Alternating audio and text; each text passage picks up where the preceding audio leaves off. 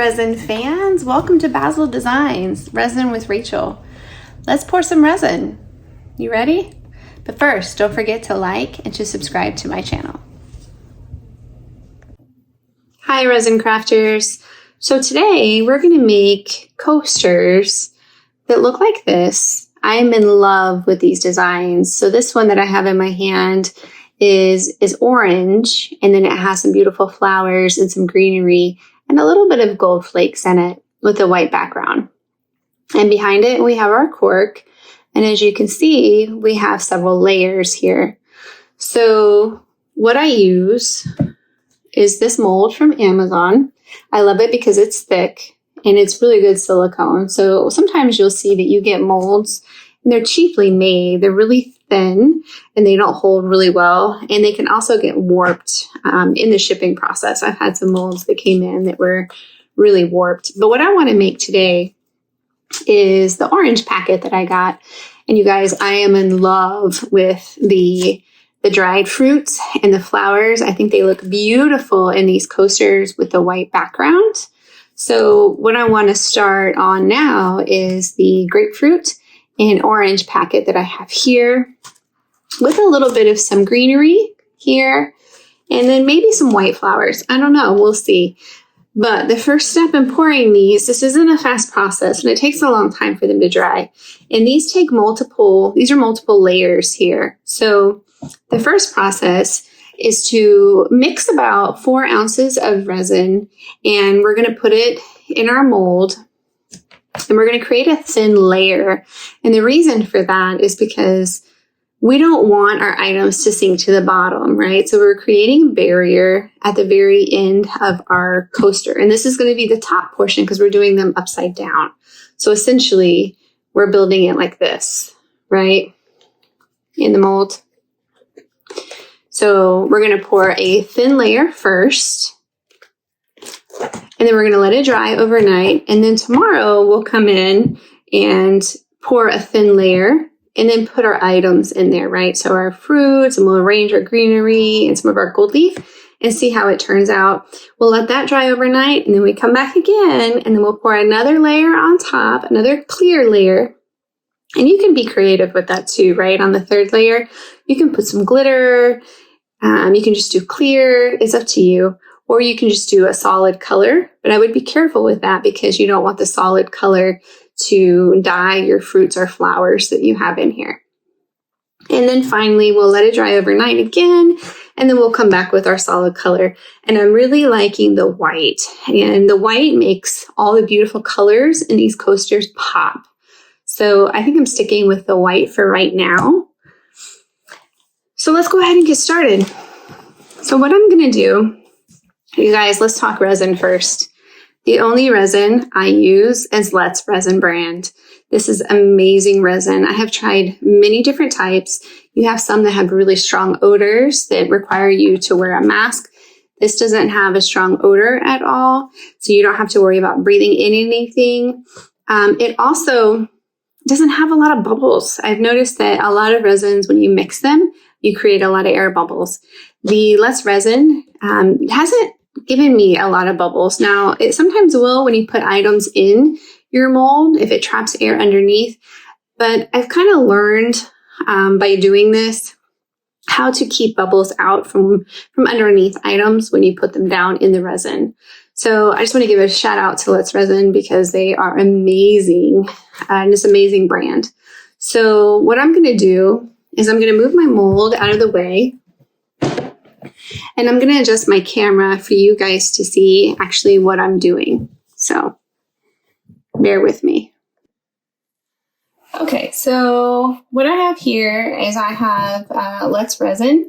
These are 1/2 gallons. I have part A and part B. And you guys, it's smart to label your lids, right? Because when you go to when you're doing a bunch of projects and you have both of them open, you might put the wrong lid on the wrong bottle. And what happens is when it dries, it's almost impossible to get off because the two chemicals react together. So just a tip for you, label your bottle lids with A and B, and then that way they stay on the correct bottle and you don't have to worry about that. So Okay, so I have these cups here. They're 10-ounce cups. I've gotten them off Amazon. It's perfect for mixing the resin. I'm going to go ahead and turn a light on here. And then I'm going to put gloves on just because I don't like my hands getting sticky with the resin. If they do, that's what we have alcohol for. You guys, I have 70% isopropyl alcohol.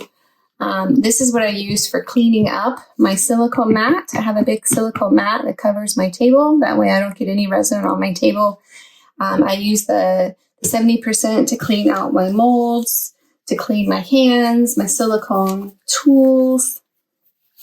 And then I use a 90% in my spray bottle. And this is what I use to take out air bubbles.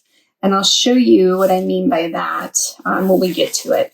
But like I said, 70% is what I use to clean up with. And then 90% is what I use to get my air bubbles out in a spray bottle.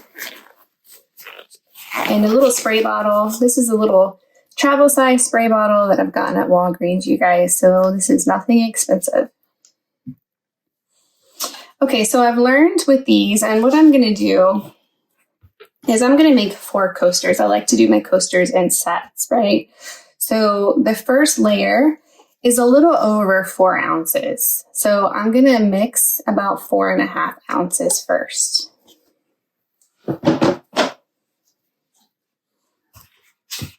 So again, I'm taking part A of the Let's Resin.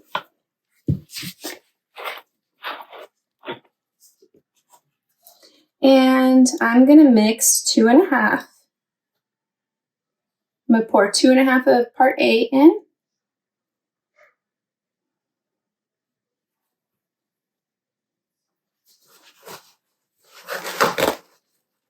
And what I'm doing is I'm grabbing a paper towel, which I should have had ready, but I didn't. And I'm going to pour, remember I said the 70% I used to clean up with. I'm going to pour some alcohol on my paper towel, and I'm just going to wipe the top part of this lid before I put my cap on. Okay, so now I'm going to mix part B. You can see it here, and I have about 2.5 in the cup. So now I'm going to add 2.5 of part B into my cup.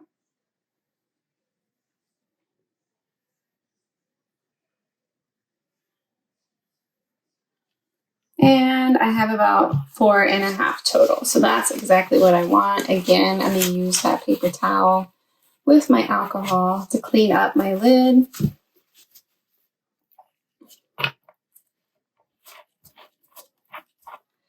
And I'm going to set both my resins aside and get them out of my workspace.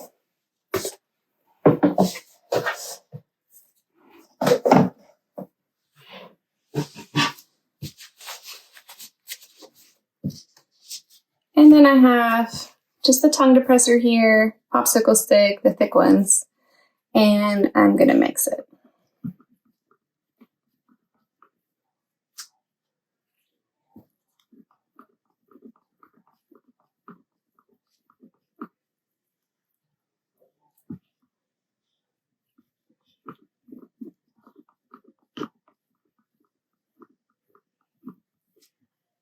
And when you mix your resin, you want to keep your popsicle stick or your stir stick, whatever you use, you want to keep the bottom touching the bottom of the glass. And then you want to swipe the edges when you go around. That way you're not lifting it up out of the cup and creating a bunch of air bubbles that are trapped down in there. You're going to have some air bubbles when you mix, but you will have more if you keep lifting your stick out of the cup while you stir, and you don't want to do that.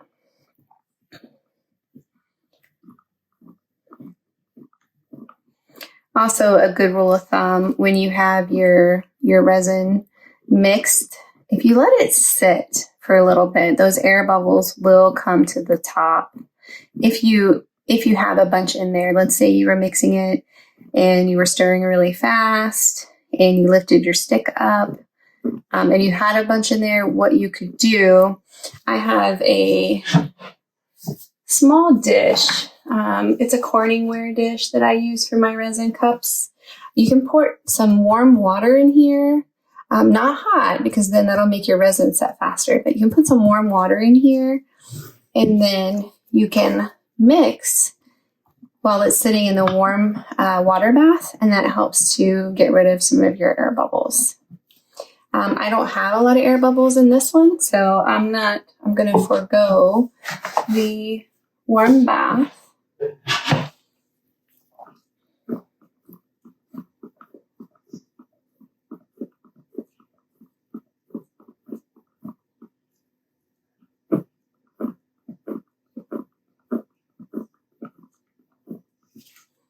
Okay, so that's mixed pretty well. So what I'm going to do is I'm just going to let that sit there for a second while I prep my mold.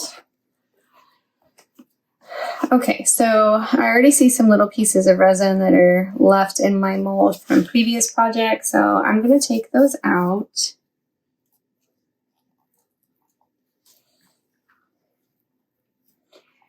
And what you can do is you can also use a piece of tape to help get out any little pieces. So I'm going to prep my mold. Something else that you can do is you can use a cotton rag that's not going to leave a bunch of lint or anything behind.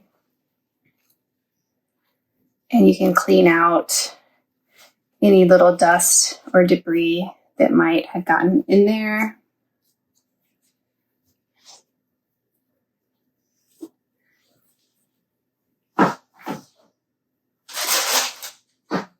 And also a good rule of thumb for you to keep note of is when you get ready to pour your resin project, whatever you're pouring it on, I would do it in a tray. And I've gotten these trays from Michael's. I think they're about $5 a piece, but they're perfect for projects. And they have a deep side, so I'm able to put something on top to keep anything from getting in my resin. The last thing you want to do is pour your molds full of resin and then have a really hard time trying to lift it and move it. And then you might have, it might spill on you, or it might be in your way and you need to move it. And then you might cause air bubbles that way. So now that I have my mold in my tray, what I'm going to do is I'm going to go ahead and spray with my 91% alcohol.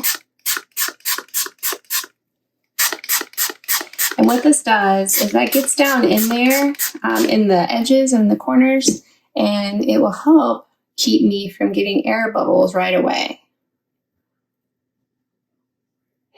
So I'm going to pour enough just to coat the entire bottom. I don't want it real thick, right? Remember, this is the barrier, so our flowers and dried fruit don't sink to the bottom.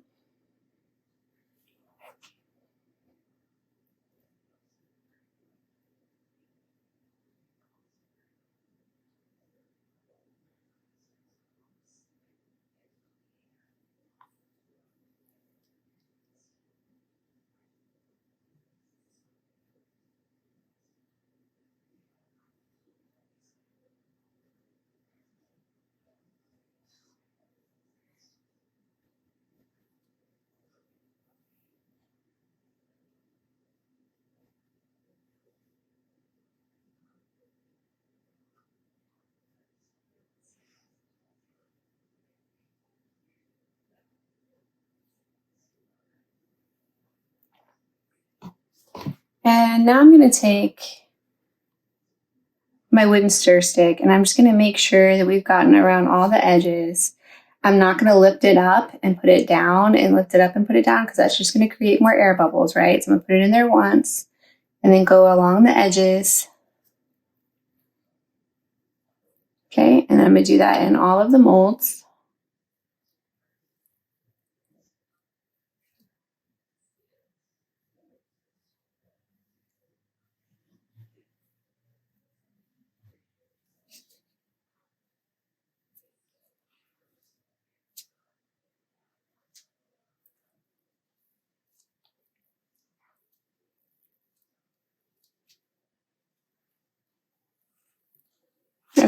I don't know if you can see that really well, but there is an air bubble that formed, and that's okay. So we're going to let this sit for a couple minutes.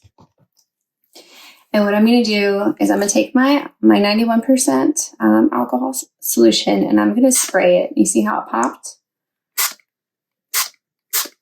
And it's really hard to see, but there's teeny little micro bubbles that just popped when I sprayed them too. So now what I'm going to do is I'm just going to let it sit. I'm going to keep an eye on it, and if I see any other bubbles that form, then I'm going to spray them. I'm going to cover it to keep any dust off of it. And then tomorrow I'm going to come back, and then I'm going to arrange my fruit, my flowers, and my greenery. So I hope you like this DIY video on how to make these coasters. They are really a beautiful project to make. So if you would just like and subscribe to my channel, come back for part 2, and we'll finish these coasters up together. Thank you.